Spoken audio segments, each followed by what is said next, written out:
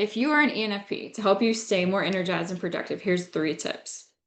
So one is give yourself freedom to explore. Again, you really enjoy that. You likely enjoy that explorative, external processing as an extrovert, big picture. So your best ideas are probably going to come from brainstorming with other people. So make sure that you find time, hopefully during your workday, to be able to brainstorm with folks that you trust.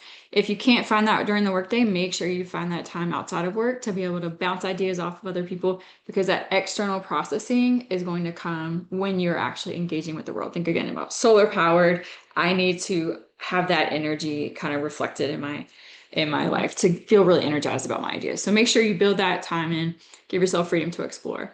When you think about, so a second tip is to make sure you have time to work with people as well, not just tasks. So everybody's got to do tasks. We all have to pay our taxes. We all have to kind of submit expense reports and things like that. That may not be the most exciting things in the world, but for you, make sure that you have that time to work with people.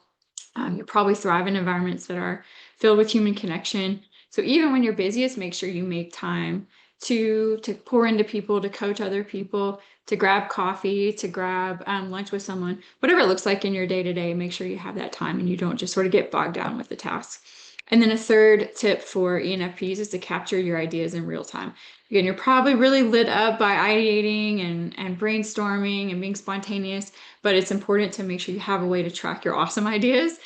So have your notes app on your phone. Maybe you have like a tool like a monday.com or Trello or something like that to be able to capture. Maybe just Google Docs, write it down. There's lots of different tools now that you can use. So make sure you have a way to capture those ideas so that down the road you can have ways to follow up on them and not just sort of forget.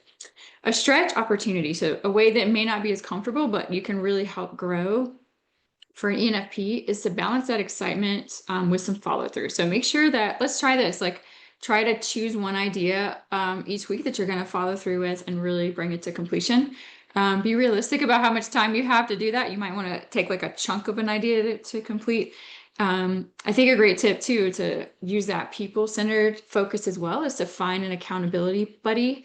So if there's someone at your workplace or in your life that you really get along with already, you have trust with, but they're really great at follow through, hey, let's find time to connect with them to learn a little bit of what you can learn from them. So don't throw out all of your ideation, don't throw out your best ideas, but find a way to incorporate something from a friend.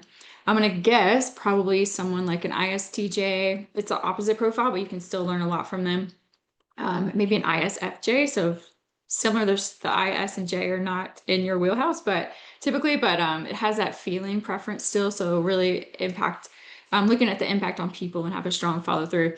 Or an ENFJ. So ENFJs are really similar to your profile, but they have that like closure orientation with the J, rather than just kind of keeping our options open as long as possible. So I know those folks could be someone that you bounce ideas off of, or if there's someone else you don't know their type, but they really help you stay accountable, no worries, go for it.